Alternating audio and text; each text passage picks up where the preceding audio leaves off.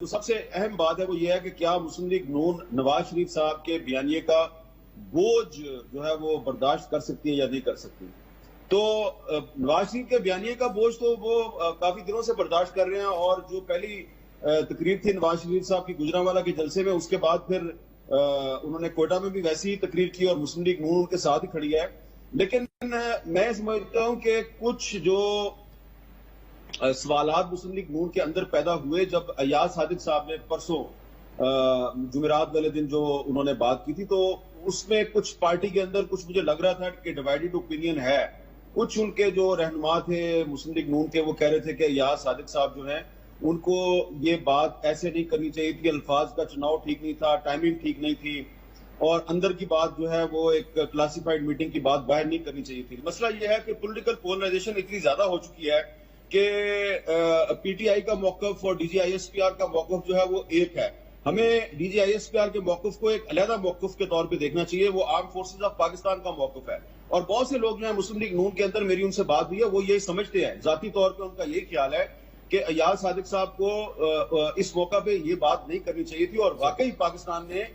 پچھلے سال بالا کوٹ میں بھی اور اس کے بعد بھی ابھینندن کے معاملے پہ بھی جو بھی کیا، اس میں مسلم لیگ نون کی تائید شامل تھی. ابھینندن کو واپس کرنے کا جو فیصلہ ہے اس میں خواجہ آصف صاحب فلور آف دی ہاؤس پہ کہہ چکے ہیں کہ ہماری تائید سے ہوا تھا. بالکل. لیکن میں آپ کو بار بار کہہ رہا ہوں کہ پولیٹیکل پولرائزیشن اتنی زیادہ ہو گئی ہے، ٹیمپریچر اتنا زیادہ ہو گیا ہے کہ اب مسلم لیگ نون جو ہے وہ اب ایاز صادق نے صحیح کہا غلط کہا، وہ کہتی ہے کہ ہم اس کے پیچھے کھڑے ہیں، اور اگر اس کے خلاف کوئی کارروائی ہوئی تو ہم مزاحمت کریں. تو سب سے اہم بات ہے وہ یہ ہے کہ کیا مسلم لیگ نون نواز شریف صاحب کے بیانیے کا بوجھ جو ہے وہ برداشت کر سکتی ہے یا نہیں کر سکتی. تو نواز شریف کے بیانیے کا بوجھ تو وہ کافی دنوں سے برداشت کر رہے ہیں، اور جو پہلی تقریر تھی نواز شریف صاحب کی گجرانوالہ کے جلسے میں، اس کے بعد پھر انہوں نے کوئٹہ میں بھی ویسی ہی تقریر کی اور مسلم لیگ نون ان کے ساتھ ہی کھڑی ہے. لیکن میں سمجھتا ہوں کہ کچھ جو سوالات مسلم لیگ نون کے اندر پیدا ہوئے جب ایاز صادق صاحب نے پرسوں جمعرات والے دن جو انہوں نے بات کی تھی، تو اس میں کچھ پارٹی کے اندر کچھ مجھے لگ رہا تھا کہ ڈیوائیڈڈ اوپینین ہے. کچھ ان کے جو رہنما تھے مسلم لیگ نون کے، وہ کہہ رہے تھے کہ ایاز صادق صاحب جو ہیں ان کو یہ بات ایسے نہیں کرنی چاہیے تھی، الفاظ کا چناؤ ٹھیک نہیں تھا، ٹائمنگ ٹھیک نہیں تھی، اور اندر کی بات جو ہے وہ ایک کلاسیفائڈ میٹنگ کی بات باہر نہیں کرنی چاہیے تھی. مسئلہ یہ ہے کہ پولیٹیکل پولرائزیشن اتنی زیادہ ہو چکی ہے کہ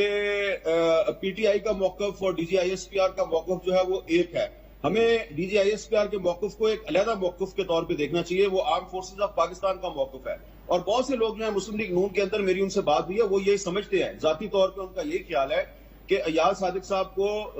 اس موقع پہ یہ بات نہیں کرنی چاہیے تھی. اور واقعی پاکستان نے